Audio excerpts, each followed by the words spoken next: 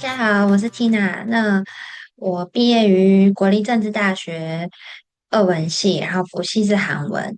那我的研究所呢是在韩国念的是韩国外语大学文化 content，就是文化产业系，就是有关于 marketing 的。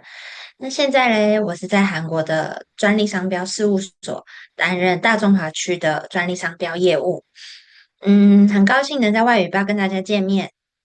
由于我现在人就在韩国，所以嘞，以后在课堂上有关于相关韩国当地的文化，或者是你想要知道一些韩国当地的美食，不只是就是我们课堂里面的文法，真正韩国人怎么生活都可以问我。